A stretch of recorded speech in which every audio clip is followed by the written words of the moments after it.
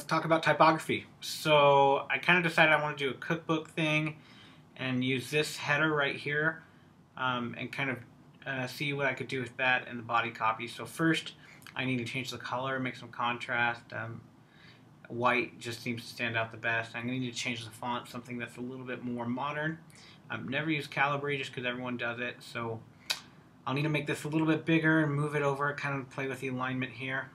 And following the professionals, I've noticed that a lot of them do all caps. I've rarely seen a cookbook that uses both uppercase and lowercase, so I think I'm going to follow their advice, kind of move this over a little bit. I also noticed there's not a lot of contrast, kind of boring, so I'm going to take this first word and delete it, and I'm going to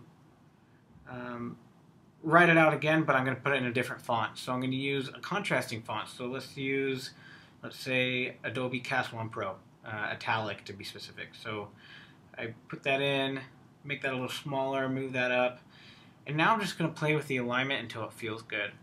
I notice I have this angle of the knife, and I kind of really like the way that's going, so I'm going to bring this down.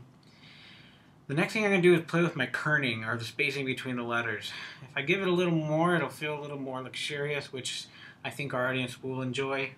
So I got that down. Now I'm going to bring my body copy over. Right now you'll notice it's black, so first thing I'm going to want to do is change the color and change the size. So make that a little bit smaller, not that small, but I'm also going to want to make it readable. So here I'm going to change it to white. And now obviously I got to play with the font and where it goes. So I'm going to move this over. I'm going to make a nice column there.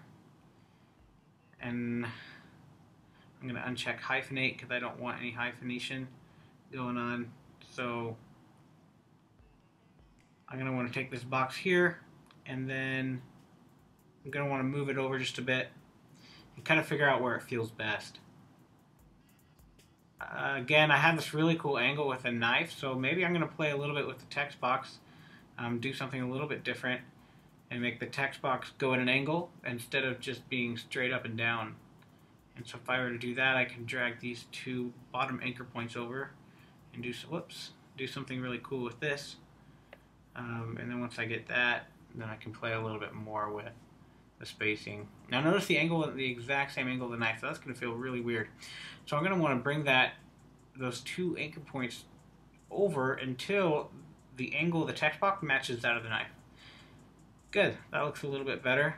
So now what I'm going to want to do is I'm going to want to take all my copy and I'm going to want to play with the side and the spacing.